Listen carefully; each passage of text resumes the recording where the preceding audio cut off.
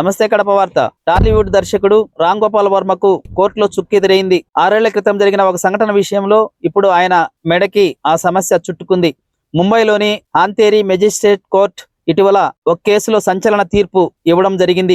ఆర్జీవీని దోషిగా తేలుస్తూ 3 నెలల జైలు శిక్ష విధించింది. 2018వ సంవత్సరం ఒక చెక్ బౌన్స్ కేసు వర్మ మీద నమోదైంది. మహేష్ చంద్ర మిశ్రా అనే వ్యక్తి శ్రీ అనే కంపెనీ పేరుతో పోలీసులకు ఆయన ఫిర్యాదు చేయడం జరిగింది. తనకు 2018లో 3.72 లక్షల చెక్ ఇచ్చారని, ఆ చెక్ బౌన్స్ అయిందని, దానికి సంబంధించి తనకు న్యాయం చేయాల్సిందిగా ఆయన కోర్టులో కేసు వేయడం జరిగింది. ఆ కేసుకు సంబంధించి తాజాగా కోర్టు తీర్పు ప్రకారం వర్మ ఫిర్యాదుదారుకు 3.72 లక్షల పరిహారం చెల్లించాల్సి ఉందని, ఒకవేళ సమయానికి చెల్లించకుంటే 3 నెలల జైలు శిక్ష అనుభవించాల్సి ఉంటుందని కోర్టు తీర్పు ఇవ్వడం జరిగింది. ఈ మధ్య కాలంలో ఆంధ్రప్రదేశ్ లో అనేక పోలీస్ స్టేషన్లలో ఆయనకి కేసులు నమోదు కావడంతో ఆయన హైదరాబాద్ ను కూడా వదిలిపెట్టి పారిపోయిన విషయం అందరికీ తెలిసిందే. వర్మ సినిమాల విషయానికి వస్తే ఒకప్పుడు తన సినిమాలతో ప్రేక్షకులను మంత్రముగ్ధులను చేసేవారు. ఇటీవల నాసిరకం సినిమాలు చేస్తూ వర్షప్ ల్యాప్లతో దిక్కుతోచని పరిస్థితిలో ఉన్నటువంటి వర్మకి ఏం చేయాలో తెలియక తానే